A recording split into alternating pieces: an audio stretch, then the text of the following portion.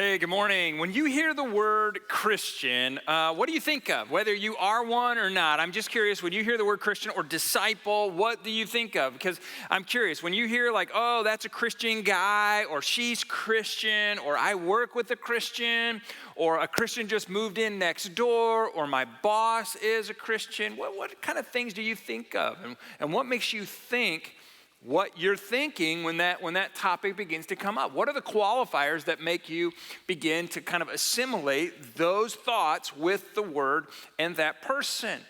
I mean, do you think stuff like, here's what I think. When I said I think they're a Christian or they're a Christian, it's because they're fearless. I mean, those people are just fearless. I mean, they're just not afraid of anything. They're not afraid of death and poverty. They're not afraid of illness, nothing. I mean, they're just so steady. That's why I looked at them and I was like, man, they have to be that. Or they don't fear loss. I mean, they're just so generous.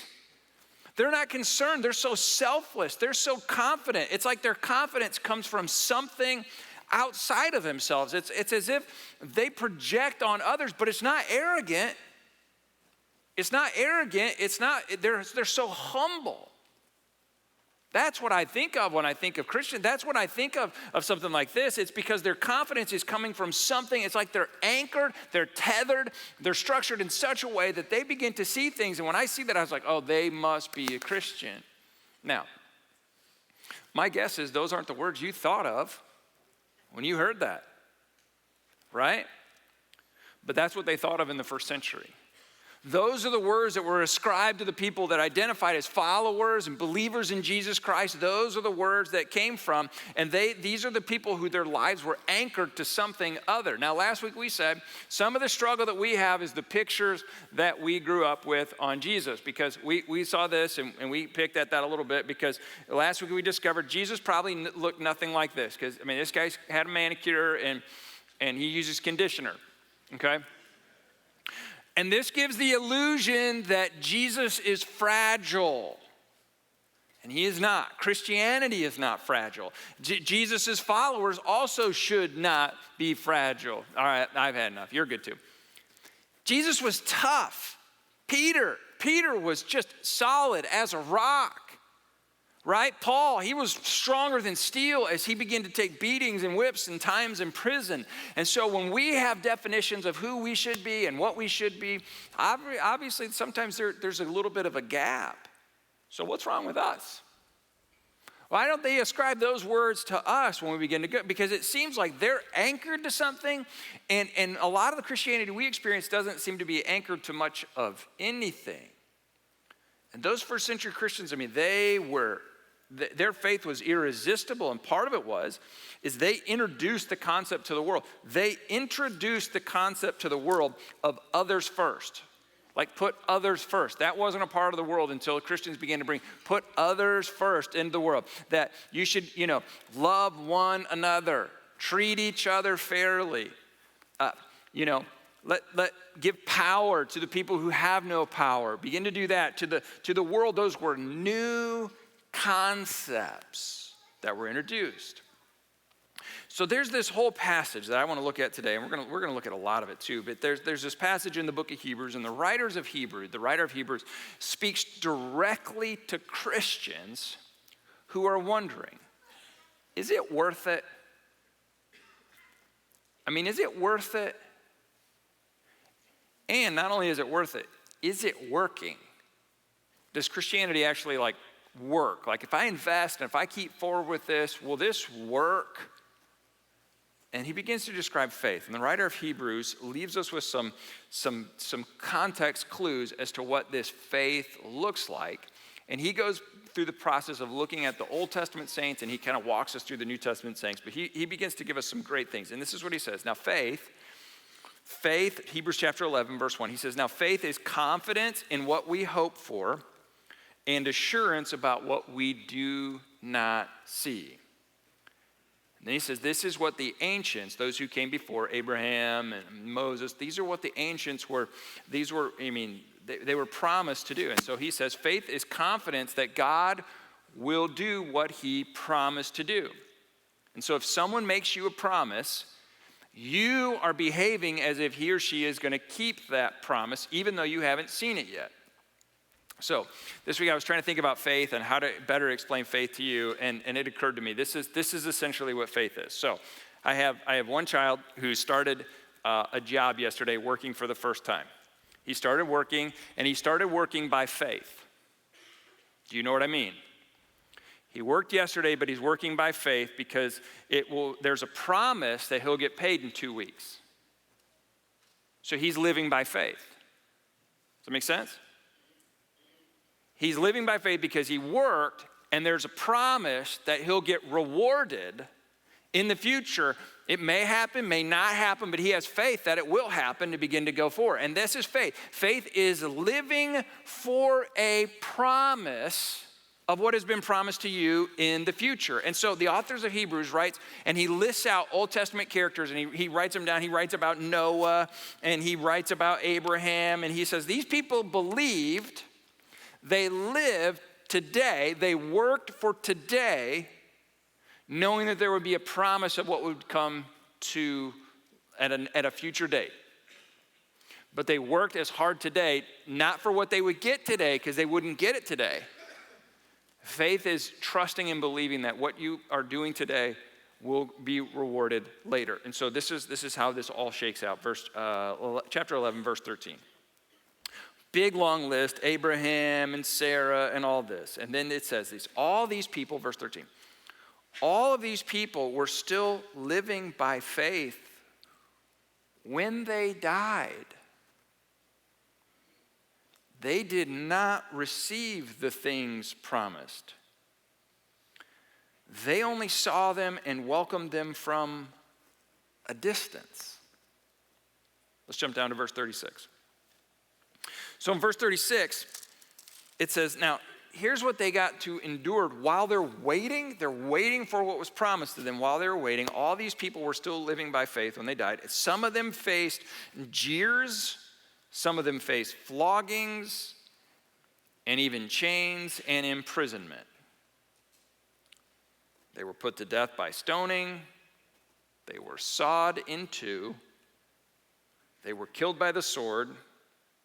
They went about like hiding in sheepskins and goatskins. They were destitute, persecuted, and mistreated. And then he makes this great statement. And to be honest, the world wasn't even worthy of them. So what the author of Hebrews is saying, this is what life was like in the first century. These people were living by faith. They lived today. They worked today, expecting a promise, something in the future. And some of them weren't able to get to that. And there was a version of faithfulness in God that existed in the first century that these people are now elicited as heroes. Awe-inspiring lives because of the faith that they had in what was to come. Verse 39, let's keep going. And these were all commended for their faith, yet none of them received what they had promised, since God has planned something better for us, so that only together with us they would be made perfect. So God's plan was fulfilled and protected through them and us. Completed and protected. To finish, to have accomplished, to bring to an end, bring its goal, accomplishments. And so we received God's promise from them. They hoped. We've received. They were looking forward, they were faithful. And so the challenge is for us, what are we doing looking back, and why do we have so much fear from time to time? We talked a little bit last week. We talked a lot that fear is optional. Fear's optional. Let's jump over to verse 12, chapter 12, verse 1. Therefore, so what should we do? How should we respond? How should we address? How are we supposed to do? How should we respond knowing that we know the rest of the story? Knowing that uncertainty is unavoidable, but fear is optional. How do we do this? How do we do this since we're, verse 12, since we're surrounded by such a great cloud of witnesses? People who the Bible lists and that history records and historians have written down about, people who paid an extraordinary price for their faith to ensure that you and I would know the story of faith. People who paid an extremely high price in hopes that the Messiah would come. and that this all just wasn't a fairy tale and a bedtime story and all these things.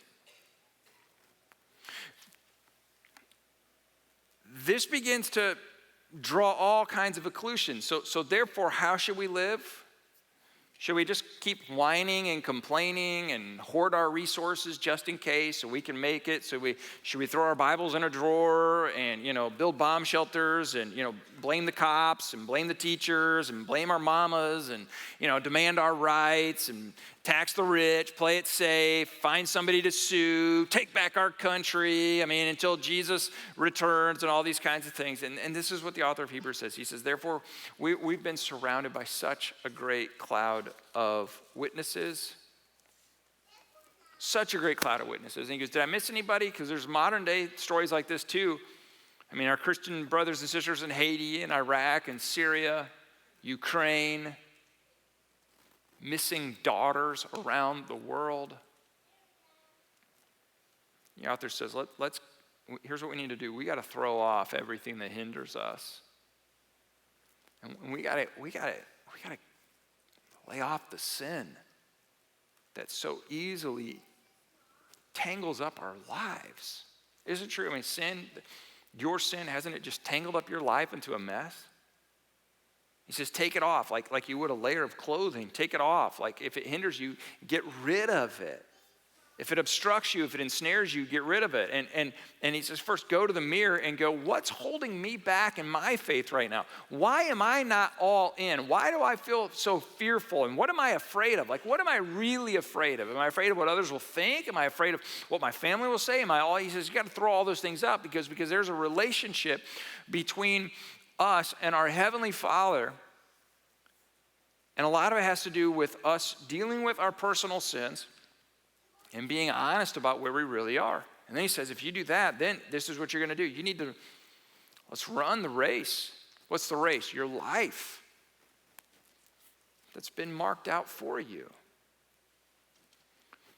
Because your generation and my generation has been tasked with running a certain leg of the race. From the time that you're born until the time that's your leg of the race. It's like a relay race. And you have a specific role and you have a specific job and you have a specific function to make a difference in your world. You don't wake up being like, I'm going to change the whole world. Guess what? Probably not. But you can make a difference in your world. Well, what's your world? Well, where do you live? Who lives with you? Who's around you? That's your leg of the race. Then we get into some very specific things. Verse 2. Because here's the question. I always hate religious speeches and stuff where you're like, oh, that's great. How do we do that? They spell this out. He says, here's what we need to do. We need to fix our eyes. Fixing our eyes on. Because when we focus on safety and security and who's to blame, that's what our eye begins to focus on. He says, here's what we need to do. We need to fix our eyes on Jesus. Now, you may be fixing your eyes on, if you want to know what you're fixing your eyes on, here's what you need to answer. What do you constantly talk about? What do you constantly complain about? That's probably what you're fixing your eyes on. It's a point of reference. He says, we need to fix our eyes on Jesus, who's the pioneer, some say author, some say perfecter, the originator, the ruler, the founder, and perfecter of our faith. He's the one that made the promise. And be a finisher, to run the race that's been called out there so that we would have faithfulness to the end. And then he says, for the joy set before him, he endured the cross, scorning its shame, which means he saw it coming, knew it was coming. He didn't need any imagination as to how things were going to play out in his life and for his life. He knew exactly what to expect, and he didn't let shame drive him away. He was spit on, beaten, all that, and he was not intimidated by any of it, and it was because of what he had fixed his eyes on. And he sat down at the right hand of the throne, finished it, and considered him who endured such opposition from sinners,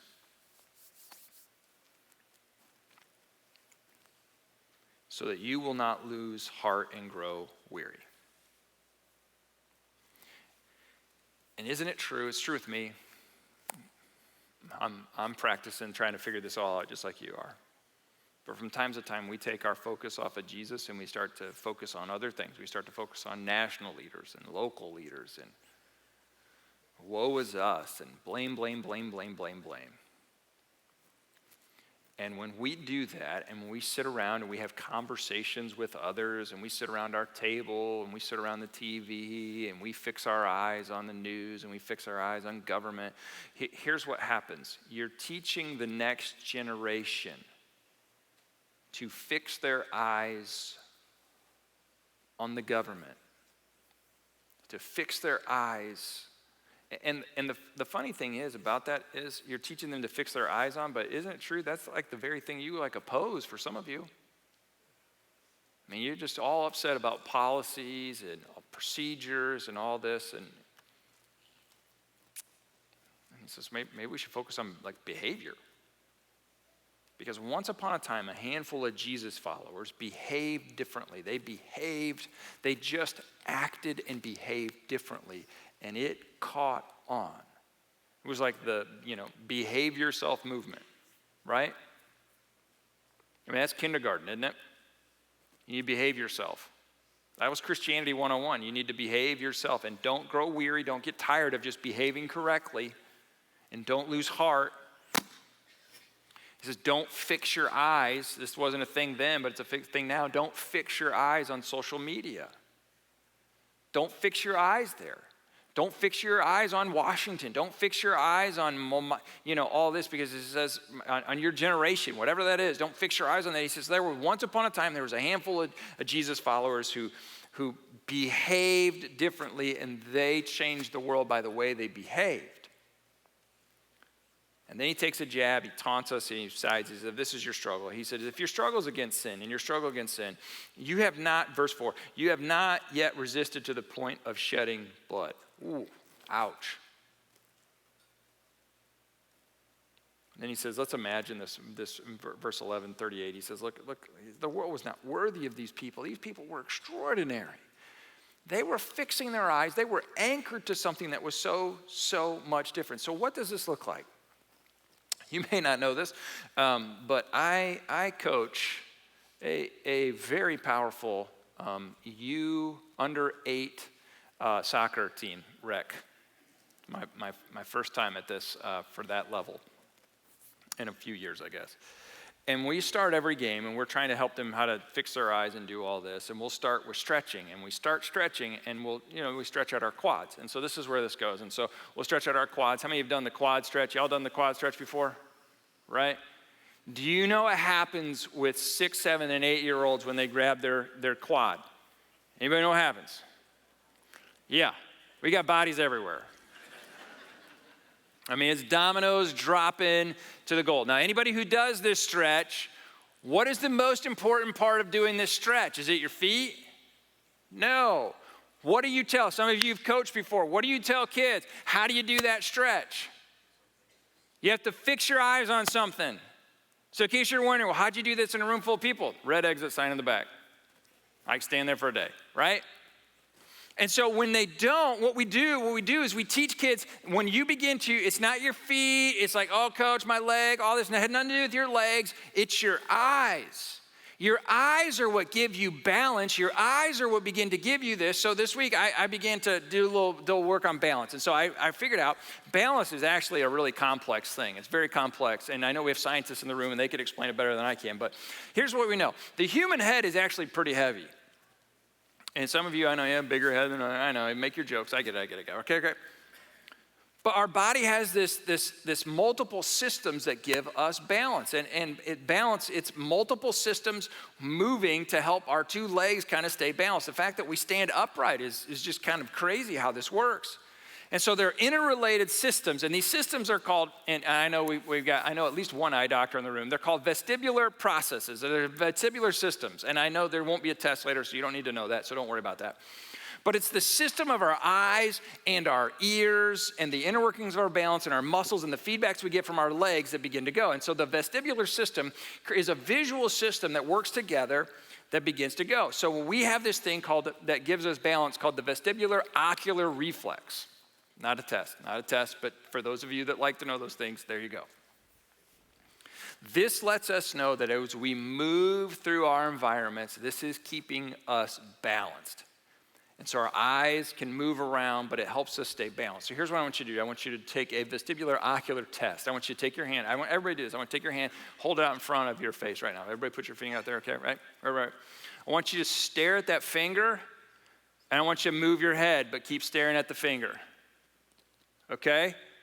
Now, I hope this worked for you, and if it did work for you, what just happened is, you may need to keep doing it, your eyes are moving backwards while your head is moving. You notice that? Your eye moves back. Dancers do this, all these kinds of things. That's your vestibular ocular reflex. It's this crazy thing where your eyes move back while your head is turning, and that's one of the things that keeps us balanced. When you don't have the ability to do that correctly, or you have an ear infection or inner ear or something like that, guess what? You get dizzy. And this is why you're not able to do that anymore. Some of you struggle with car sickness on this. Some of you get off balance. Some of you, this is where vertigo comes from. It's from this system. Now, the first century people, they did not understand this system, but they believed in the system even though they couldn't explain the system. They just knew this. If you don't fix your eyes on something, you will fall down. You will fall down. And they would tell us, they would say, look, I don't understand how your eye and your ear and all this, because we haven't cracked anybody's skull open and started looking at it going, that's interesting, all right? You don't do that for centuries later. But what we know is when you fix your eyes on something, it's an anchor for your life. And so if you fix your eyes on your phone, and if you fix your eyes on the TV, and if you fix your eyes on computer games, and you fix your eyes on others, and you fix your eyes on compare, your faith will not hold.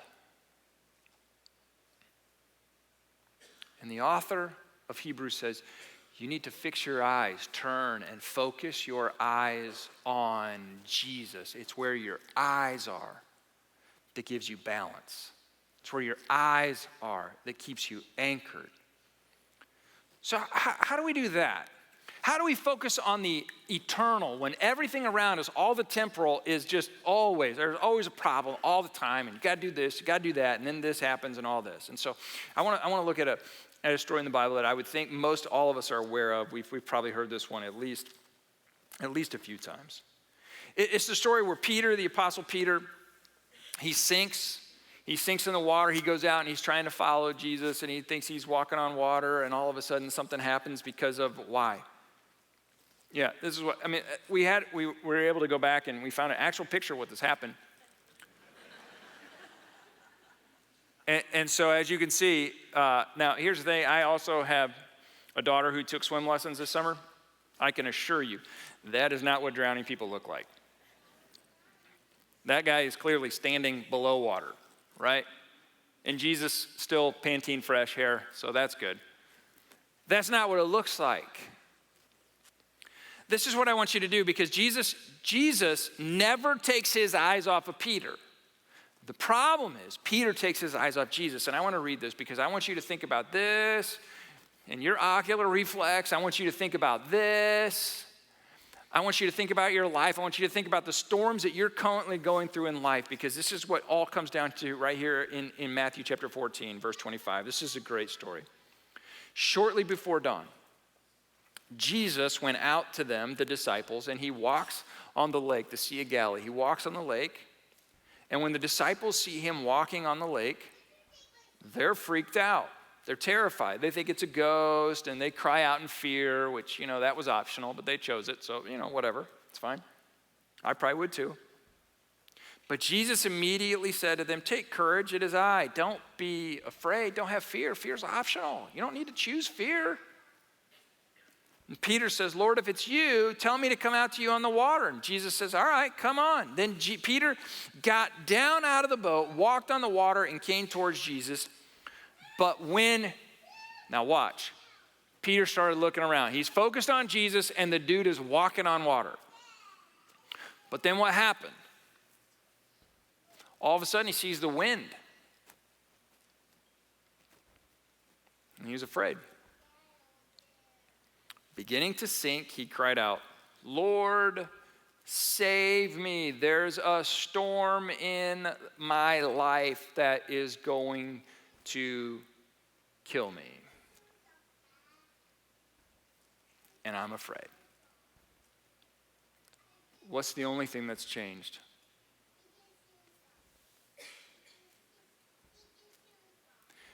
He got a little bit of spiritual ADD or ADHD.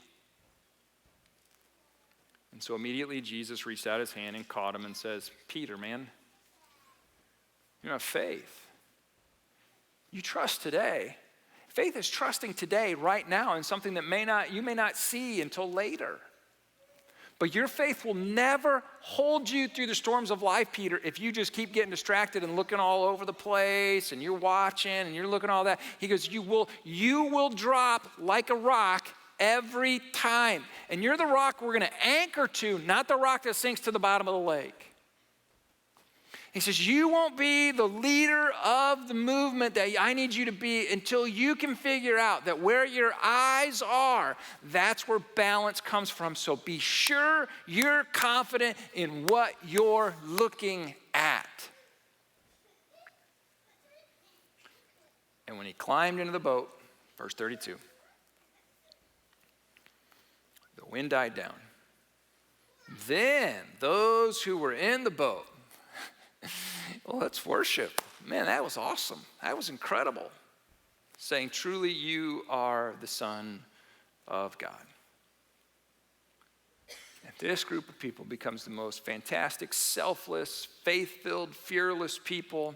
Odd at times, I'll guarantee that. Yeah, odd, sometimes weird, but so secure, they're fearless. And it was because they anchored, they fixed their eyes on Jesus. Now, fixing our eyes, that just gives us a lot to think about. There's a lot of verses. There's two verses I want to give you.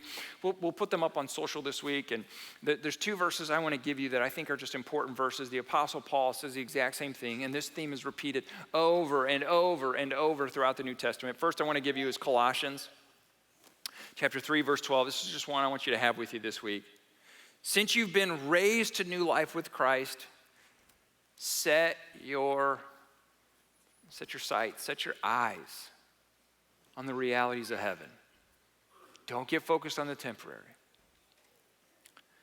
Where Christ sits in the place of honor at God's right hand. Think about the things of heaven.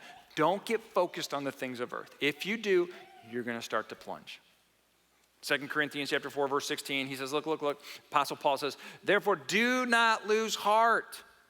Though outwardly it looks like, man, things are just wasting away. Inwardly, you're being renewed day by day, but that doesn't happen if you can't keep your focus here." Now, there's going to be stuff going on all around you, but where you keep your eyes focused, your head may be spinning, but where your eyes are focused is what matters. And he goes, "Though outwardly we're wasting away, inwardly we're being renewed, for our light and momentary troubles are achieving for us an eternal glory that far outweighs them all." Then he says this, "So we turn our eyes not on what is seen," the wind, the waves, the storms, the problems, the issues, "but on what is unseen.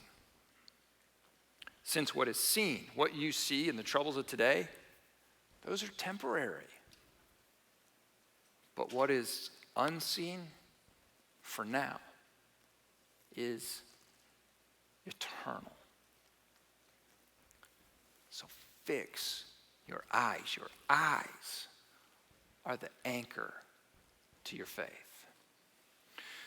So this morning we want to respond, and we want to respond again with a song, and I'll come at the end and pray at the end, but we want to sing a song of response today. And maybe today you've got some areas where your eyes have been taken off and you just want to light a candle and go, "God, this is, man, I feel like I'm drowning here," and you want to light a candle. You can do that this morning.